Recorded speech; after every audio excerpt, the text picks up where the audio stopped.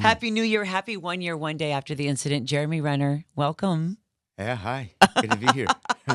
Jeremy Renner's here. Yeah. Jeremy, you brought your music. Thank you for that. And thank you for stopping by. How are you feeling? Feeling good. Feeling good. New day, new year, new breath, new step. It's pretty amazing. Lots to celebrate. You're looking great. Yeah, feeling all right. Yeah. You got a lot coming up this year. And I love what you put on Instagram with the blessing of only time in front of me. I reflect daily on all that I'm thankful for. That's really a big realization. Well, I mean, to me, it's always, but it's like checkpoints for me. It's like State of the Union. I always have to kind of check in with myself, check in with, the physical, the mental, the emotional parts of life, and it makes it pretty exciting, to be honest. It's part of the gifts that came from something quite tragic. There's one of thousands of amazing gifts that I was able to receive, and there's wonderful blessings. That's all I can say. There's just really that are like here's one. I'm never afforded a bad day for the rest of my life. Oh, It's impossible. yeah. Right? And how about that thought? Yeah. Right? So these ideas or thoughts keep coming to me, and I'm Yeah. like, wow, life's pretty dang good, man. Yeah. Life's pretty dang good, and I keep finding these things. Some things I share with other people, and most things I keep pretty private. But there are wonderful gifts that came, and I feel so lucky and blessed for it. Like the music was a big part of that too. It's Yeah. like there's a lot of that. These feelings are expressed in the music, one like Lucky Man and blah blah blah. So, yeah, it's I feel like a pretty lucky man. Yeah. Yeah. Closer. And I got your 7 tracks in my inbox. Yeah, exactly. Yeah. I remember you're one of the first people I sent it to. Thank you. Yeah. I saw that you posted half the artwork, and I said, please bring your music to my show. And you said, okay, guess what? I'm almost done. And I thought, how did you do all of this while you're healing? I know music is a comfort to you, and you've done it for a long time. Mm-hmm. How long? Yeah. How long? Music? Yeah. I've done since I was like 13. I started with drums, and then played in this, garage band when you're a kid, Sure. and then wanted to songwrite. So I moved to piano and guitar and just sort of watch people play. And never wanted to be a player, so I just wanted to play well enough to be able to compose. Uh-huh. And that's what I did for most of my life. But I did it for sort of personal reasons and never made it a career choice. Obviously, I chose acting instead. And but as I got older, there's stuff that I felt like there's cross circles of that was kind of cinematic. So a lot of stuff was going into shows and movies, television, things like that. The music was. So I'm like, all right. So I kind of kept doing it a little bit. And this one was much more just it's a musical diary entry, journal entry, and kind of healing, cathartic for me. And then I'm sharing it because I think a lot of people were on this journey with me in this recovery, which I found strange. Really? Yeah. In what way? Because I we mean, all me know waking you, up we love from your waking work. up from the accident, Yeah. I don't know what the big deal was. I mean, what were people freaking out about? I'm like, I'm gonna be out of here in What do 2 you days. mean? I want to be out. Okay, let's what are you stop talking right about? there. Jeremy I took a Renner. selfie, like when I was in the Yeah. 2 days when I woke up. You were crushed Yeah. by a snowcat. Yeah. But I thought I was out in 2 days, right? So I just right, didn't get why okay. people were freaking I out. got it. Also, I was Okay. on life support for a few days. I didn't Yes. realize. Yeah. You know what I mean? Yeah, So yeah. I woke up and I was intubated, and like I'm thinking, I'm totally fine. Like my brain thought I was Yeah. totally fine. Yeah. But I'm sure I was high on all sorts of drugs and whatever. But I didn't get why ultimately. And for a long time, still have a hard time processing why people cared so care? much. Yeah. That was hard to receive. Well, can I tell you that why was I really care? hard to receive. Yeah. I care because as a mother and a sister, and seeing you and what you've gone through and the way your family came around you, I think that just we all can relate to what you've gone through, and then the love of a family, the love of friends, and how you say it really is in your mind, and that Yeah. you've used it's a mind game. Yeah, and so yeah. I think it's a great lesson that you're showing us. I mean, you're not just like writing about it or singing songs about it, like you're living it. Correct. And I think, and that's why, like, I really care. I'd never met you before. Yeah. And I think I hosted your cement handprint ceremony, but I didn't get a chance to Yeah, meet that's you right. that day. That's right. That's right. And then there you were, and I was just like, wow. And I just started like making comments like, oh, I'm praying for you, and oh my God, your family, and I love seeing all the love, and this is so healing. And I didn't even know you were making music. Right. Yeah. It's really interesting. That was a lot for me to receive, even like from complete strangers. Yeah.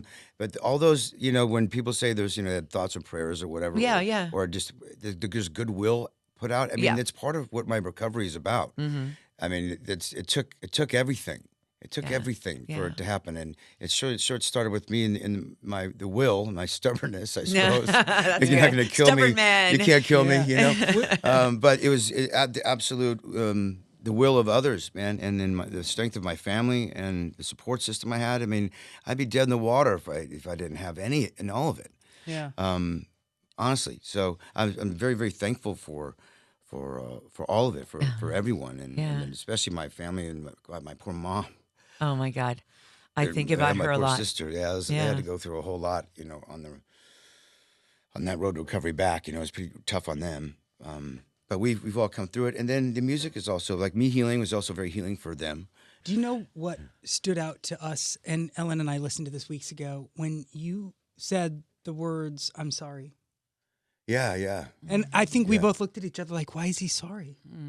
Yeah. And like that, I don't know, I'm getting emotional thinking about well, why are you sorry? That was when I was speaking to Diane on the show. That's where it kind of came up, because the first thing I said was I was sorry when I woke up, because I knew what transpired, and damn, I know what that might feel like on the other side too. That's pretty harrowing to make someone feel that terror. I've seen like my daughter get hurt or something, and I get enraged, and all these emotions start right when you care for somebody and love somebody. So I can imagine what I made people feel. That morning, it was, and that's what I was sorry for, and was forever sorry for. It's like I damaged my family. But you did something so great though. But I damaged my family, and that's what I'm sorry for. That's something they'll never forget. They can't. My poor nephew cannot unsee holding my arm and my eye out of my head and me struggling to breathe my next breath. I put those images in him that he can't unsee, and for that I'm so sorry. But I also had the fortitude to shift the images and the day of the accident and all these things to a narrative that's about celebration. It's about how deep our love is for our family. Look at the lengths that we go. Look at the tests that we've been tested with and how we overcame. This is all celebration. This is all positive things, but it's our job to change the narrative and perspective on this. Because otherwise we can sit and be victims and suffer and be insufferable and have January 1st be not a day to celebrate, or the snowcat's a bad thing. Like, no, we need all these things. These are beautiful things.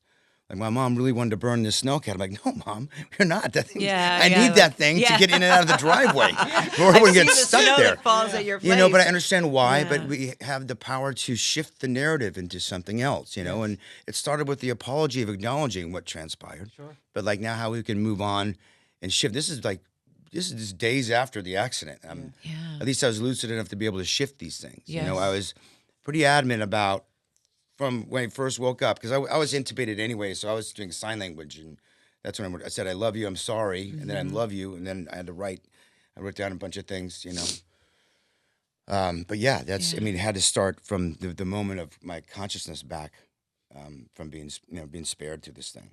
And I love that we now have a musical diary. We made you a montage. Okay, so we're going to take a fan call. This is Eduardo. This is volume. Yeah, he's up. Okay, he's up. All right. Eddie. Yes. How are you guys doing today? Hey, we're doing great. You are on with Jeremy Renner. Hello. Awesome. Hello, Jeremy. How are you? We're all crying in here, man, by the way, just so you know. You caught us at a tearful moment. What's happening? How you doing? Well, hey, I'm doing well, man. Hey, first and foremost, I just want to say I'm a huge fan. But most importantly, I wanted to say thank you, man. Just thank you for sharing your story with the world. At a time when the world needs it most, you're giving people hope and letting them know that no matter the circumstance, that we can't prevail, man. Yeah, it's nice. That's nice to hear that, man. Because I have a struggle with understanding why people give a dang about any of this. I feel like it's such a personal, stupid thing that But yeah, it was nice to share it because I feel like it does. People do receive it, but I'm really been struggling and trying to find a way for me to have to receive all this attention and love and what it really represents. I think when I really find my footing in that. I don't know. Maybe there will be a little bit more peace. Look at the great peace music over- that's come out of it, Jeremy. I mean, that Yeah. alone, we've got these great tracks that Yeah. came from your healing, and and you're here. We get to play it on the radio, and that in itself, is just one of the great gifts. I think when you were talking about the gifts that you've learned, but also gifts that you're giving us. Yeah. Did you not feel that people cared about you before this?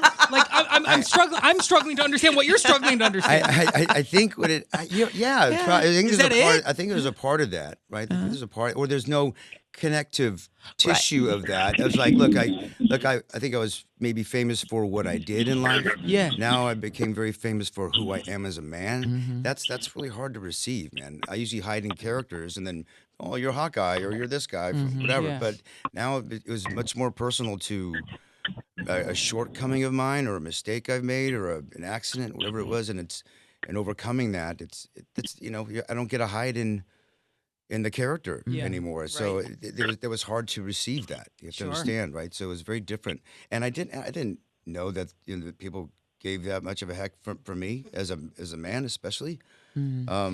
It could be the opposite. They'd be like, forget this stupid movie star. Right? This guy's a jerk or whatever. Eddie, he's in here. He has us laughing and crying, like we said. So it's a range of emotions.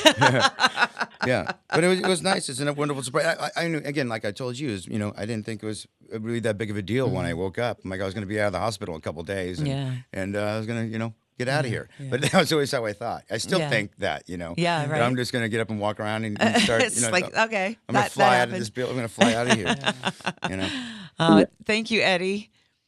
Yeah, absolutely. Hey, can I say one more thing to Jeremy? Of course. Absolutely. Hey, Jeremy, man, not only do you play one of the coolest superheroes on the big screen, but you are a real-life superhero, man. It is. It's amazing to see how far you've come in a year, and I can't wait to see where you'll be next year, So cheers to the new year, and cheers to continued progression. Yeah, happy New Year, my brother. I thank you so much for your love and support, man. It means a lot. Absolutely, man. Thank you. Oh, Eddie. That's sweet. It's awesome. Yeah. Can we go back really quick, Jeremy, to, if you don't mind, to that day? What's your last memory? From the accident? Yeah. Well, I was awake for the whole thing. Maybe I guess before I think it was getting into the helicopter was my last memory. Then waking up. I mean, I was out for a few days. And is it when you were in the helicopter you knew this is bad? Oh, well, before that, I think as I got ran over, I'm like, I was awake for the whole part of it, right? Yeah. So it was just having to find my next breath. If I thought the wind got knocked out of me, Yeah. to be honest. Yeah. And then so I was just trying to find my breath. I think Right. anybody can kind of relate to like when you're, Yeah, that it's kind of, it's kind of terrifying trying yeah. to struggle to get your breath. Panic. And then I realized, that it wasn't that, but I still had to just breathe and just blow air out so I can suck air back in. Didn't know my lung was popped or any of this stuff. Yeah. And I thought, well, the panic went away, and then I just got a regular sort of breathing. And then I'm like, I don't think I'm gonna take the kids skiing today. I don't think this is gonna work out. I don't think I'm gonna stand up. And so I just kept doing body checks, and I saw my eye with my other eye, and I saw my legs all twisted up. And still, it was always just about breathing, And I knew I had to give that body up for other people. Yeah. Now I have to Right. sort this Now out. you gotta let them do what I they just got to focus on breathing. Yeah. And because if I would have gotten knocked out, I wouldn't have been breathing. I'd have been dead in Yeah. the water. But so thank goodness I stayed awake through all of it. Yeah. So in the recovery, and you're thinking music, you are a musician. When did the songs start coming to you? Well, it happened. I did the Diane Sawyer interview in March. Yeah. And it came out in April. As soon as it came out, I watched it And then my friend who watched it was in Nashville. He took a lot of the words I said in the interview, love of titanium being one of the things she talked about. I can't remember what her question was. I wondered, she asked you, and you said you're full of love and titanium. And I thought, did the song come first or did Diane's, you said that and then made a song out of it? Correct. And then she's like, oh, she really liked that phrase. Yeah. And again, it's because it is what it is. You Yeah. know, I was full of love And you also said, titanium. I'm a lucky man. Yeah, all those things, yeah. Yeah. So that interview kind of set intention. And then literally 25 minutes after that, my buddy sent just some musical sort of stuff, the beginnings of Love and Titanium, song. And then I'm like, wow, this is really tough to hear. And then when we finished writing the song, and then we did a little writing camp in 4th of July, and then wrote a bunch more songs with some good friends of mine, and then recorded. And here we are. It's just a strange. Can we play one more? Do you Well, wanna play yeah, one I mean, more? let's play whatever you. What do you think is the most hopeful song? I think Lucky Man is pretty hopeful. Beautiful. I love your music. tell I you what, love that song. Jeremy, we've been moved by your acting, but we ain't never been moved like that by you, man. Good And Lord. his music is so personal. Is it not? Yeah. Oh, Do you just love making it so much? Yeah. It's cathartic, I'm sure. Yeah. Well, there's it's very different to have a real story. I have guidelines to write about, and then also guidelines to write about that other people also knew about. So it's just kind of a rare thing, And to me, it was because it was cathartic for me in any sort of type of healing for me and my family. If there's others that I was inspiring, I figured maybe this could be. Maybe it helps one other person or maybe other people. Because music is uniting and emotional, and it's how a lot of us. I do music and movies, and this is how humans a lot of times express and feel and share emotions together in a movie theater or at a concert or whatever it might be. They don't have to all be sad or cathartic type songs, but because some are kind of inspiring. You want to put your fist in the air and that kind of stuff, but it's uniting sort of emotional experiences, and I think that's a beautiful thing to share. Yeah. And I love that you're such a great example, and also to your daughter. Your daughter is 10. Yeah. And she's seeing all of this and all the stuff that you're doing. You've got the Renner Foundation. You're busy. You've got renovations. You're the most Googled person. did you see that?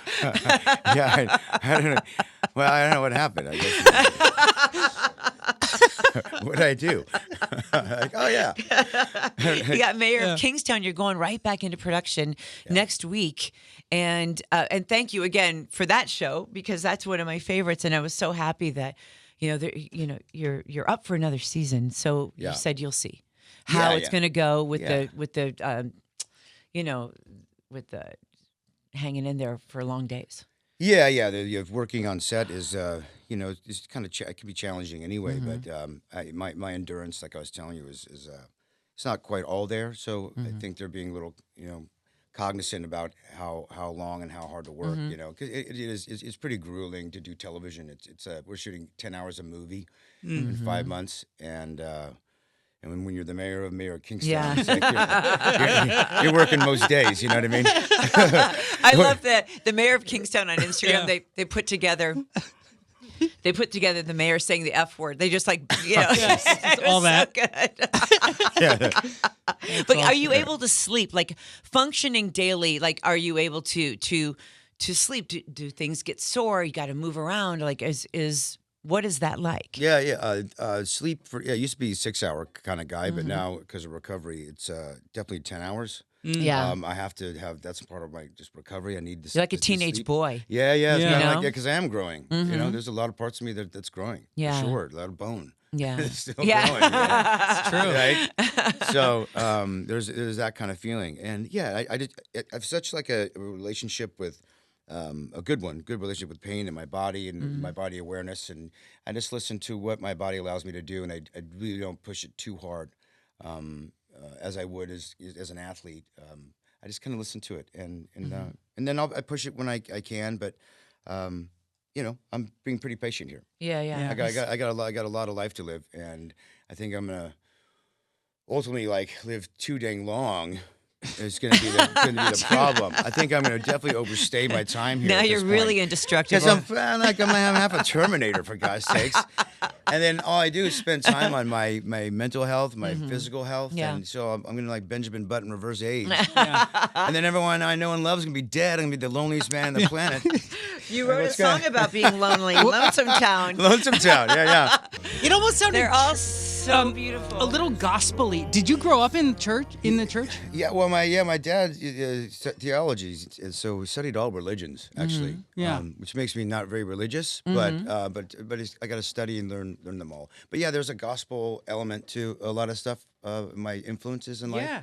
Obviously, there's rock influences and gospel, blues. I mean, it's all the base of a lot of music today anyway. That comes from gospel. You know, Elvis used a lot of gospel in his music, and you know, it's country. There's a lot of that sort of elements to this as well. Another thing that was very free as an artist, as a songwriter, is I didn't have to really pick a style of music. Yeah, right. The narrative of the recovery, of the story of the recovery was what dictated it. Right. And there's a lot of freedom within that as an artist, because there's a map already kind of spelled out for me, because there's something like that song was about the hospital bed. Lonesome Town was how lonely it felt in recovery. Even though there's a lot of love and doctors and people around you, it's still pretty, I'm the only one that's, effed up here. Yeah, right. So Yep. the Lonesome Town was like, just get me out of this place. And also, like, there's no recovery in a hospital. Yeah. They're there to keep you alive, Right. right? But the real recovery is like, I need to get the hell out of there and go home. Yeah. And they want you out too. Yeah. But I'm getting poked and prodded and all these things. So the Lonesome Town was just like, just get me out of here. And I was quite vocal and probably the worst patient ever, because I was, Yeah, I wanted out of there. Well, and you're stubborn. Yeah, I'm stubborn. And you just want it out. You want it out. And look, you probably that will is what has led you to here. I remember at the first ICU, I for whatever reason, I felt like I needed to go to the bathroom. And even though I had a catheter and the whole thing, my legs are shattered. And I'm walking on these things, right? And I saw mops and stuff in the bathroom there. In your bathroom, in your room? Yeah. So like, obviously you don't think I'm going to make it through this. You don't even, right? I got so mad. I'm like, you don't think I'm going to pull through? You son of a bitch. Right. Like, I'm like, how dare you guys? It's a storage closet. By the way, that's like when you voiced the Grammys, Ellen, at MSG. They put her in the Zamboni. The Zamboni closet. Yeah. It's like, this is disrespectful. Exactly. Yeah. it is. It Yeah, is. they put me in a janitor. So I made fun of them, like, put me in the janitor's closet. What the heck? This place is like a haunted house. Everybody's moaning, because they're all dying, like I was. Oh, no. And the lights were flickering. I'm like, this place is like a haunted house. I want out of here. And it's also called ICU, like it's some terrible horror film. Yeah. And like, I want out of here. So Lonesome Town kind of is birthed out of like that idea. Yeah, I love that it's about your hospital bed. First real meal when you got out. Yeah. What was it? I think I tried to have chili. It was hard to kind of put anything in just because of the nature of the rebuild? injury. Yeah. And so it's more like, I think all my nutrients came from like peptides and things like that. Is it that your jaw is there titanium in your jaw? No, my face. In your face. Okay. The orbital and the cheekbone. Okay. Yeah, the jaw. That was weird things. Like Frankenstein, a bunch of screws and stuff. Okay. And, it's all weird, man. It's like carpentry. Yeah, right? it is. It absolutely. And we know a surgeon over at CHLA, and that's what he said. He goes, I actually stood in on a spinal. Yeah. And watched him with his hammer. I mean, like literally, it is carpentry, but they put you back to beautifully. Yeah. Hey, I'm thankful for those carpenters, man. Yeah. They built a really great amazing. titanium house here in my body. It's pretty awesome. We have a comment for you from Nick Solis in Chino. This is just one of thousands, so we had to edit these down. But I'm so proud of your progress since your accident. And when Clint Barton comes back, please take it easy. So you got your fans who want you to be careful. Yeah. Yeah, that's awesome. Also, you have a birthday coming up. So what does a guy who's been through what you've been through want for his birthday? Well, my last birthday, I got my face surgery done and my ankle. So on my birthday. So and I kind of wanted it that. I was like, hey, there's no better birthday than like to get this sorted out. It'd be my last surgeries as well. Oh, good. This year, I don't know. I think I just want to just celebrate, the depths of love with every relationship in my life has shifted and changed, all for the better. Um, and I just want to celebrate those deep relationships I have, and that's it. Yeah. That's it. Yeah. I'm so happy that we can sit here and say to you, happy birthday. Yeah. Yeah. Happy New Year. What a gift. Yeah. For real. Yeah. Yeah. It's a wonderful blessing. Are you able to drive a snowcat again? Oh, Would you- yeah. Heck yeah. Yeah. Oh, yeah. You'll get back in? Oh, yeah, of course. Wouldn't let his mom get rid of it. Like I'm the mother that's like, get rid of that. No, get but that out of here right to now. be the one and only, right? In there, just that Yeah. that feels good to you. Yeah. No, I don't know if anything feels. I don't want to be. You have to go to the eye of the storm of something. Yeah. Of anybody's problems. Right. Right. If your own Yep. personal problems. Yes. Like what's what fears are. Fears can prevent you from actual healing, prevent you from moving forward in your life, or stop you from doing things that are helpful or growth in your life. So I go always to the eye of the storm. I've always done that since I was a kid, and I'm not going to allow fear to dominate my actions or the lack thereof actions. So I got back on that machine and I started up and I moved it around. I'm like, oh shit, my hat was still kind of stuck in the. Oh, no way. Yeah, oh, but- yeah. So you yeah, were it like, was- you're the last one on, the first And then, one so back a lot on. of memories, sure, of course they pop Yeah. into my brain. I mean, I do certain stretches in a gym. And I'm reminded like of how I got actually ran over. I start crying. I have no idea why. Yeah. But there's like memories in these things. I just acknowledge a thing. I go right into the eye of the storm and don't allow. I don't want to bury it. Yeah. So I certainly reveal it, and so driving the snowcat was an important thing for me to do. No fear. I had no fear when I saw your music and asking you to bring it over here. So I'm so happy that that you did and you're here. Yeah, but there's also the sharing courage this with us. Yeah, but that's hard to do as well, right? The courage to share that, right? I'm like, you've difficult. got you But have an made album. You're the I've one got- that made it okay to do, right? Because of your love and support and interest in this. But you made it okay for me to feel more courageous to share it. Love and Titanium. When we got the album delivered and when you dropped it into my box, I was like, wait, these are all the tracks. And Jeremy answers back, yeah, all of them. Because usually we get like one at a time, right? And this is it's just a beautiful journey. And we're so happy that you made this and that you brought it here and that you're giving it to the world. And especially on this 1 day anniversary. Yeah, well, it's I guess a blessing to be able to do it. Yeah. And it was so wonderful healing to me. It's I hope it does good things for other people as well. Yeah, Yeah. it will. So my birthday wish for you is lots of love and no more titanium. Yeah, And I Jeremy, got enough of that. This is a question we all have. How are you physically feeling right now? We know what happened, but like right now, how are you feeling? I feel strong. You do? Yeah, Yeah. really strong. I mean, there's certain parts of me that aren't as great yet because of ligaments, tendons, that type of. It takes a long time to heal. But all the muscle, bones, emotionally, spiritually, everything's really, really strong and moving forward in a great way. I just have a little bit of limitations in the joints, and I fight against inflammation, things like that. But I'm gonna run a 4.5/40. Hell yeah. I'm Yep. gonna get back into sprint shape and do all this stuff. And I'm turning 53, right? So Yeah. I don't care. That's just an age. Doesn't mean anything to me. There's no limitations to me except for myself. So that's how I look at it. I set my own goals for myself. Throughout the recovery and. Sprinting a 4.5/40, like Christian McCaffrey is a good buddy of mine. Yeah, is he He's for the really? Niners, Okay, yeah. So By the way, tell him to get back on my fantasy team. Yeah. Killing me. I'm gonna try to get with him and his coach maybe, Oh, see if I great. can do some training with Yeah. them. Just to get my, if I set intentions right, Yeah. even if they're not, reachable, it's the idea of moving forward in a really strong way and not like don't limp back into life. Yeah. Like let's move forward in a real way, and I think that's been successful in my recovery, and I'll have to probably do it for the rest of my life. Well, you've shown us, Jeremy, that there are no limitations, and that It's your imagination is yeah. your only limitation. Let it be that way, and it's a very positive sort of way to go through life. And if you can, it's like dreaming. This is why I would tell my daughter, let your imagination be your only limitation. Just dream and dream big and reach for it and go for it. Yeah. Remember what I said? What did I say? More love, no more titanium. Yeah. I'm down for that. I'm down for that.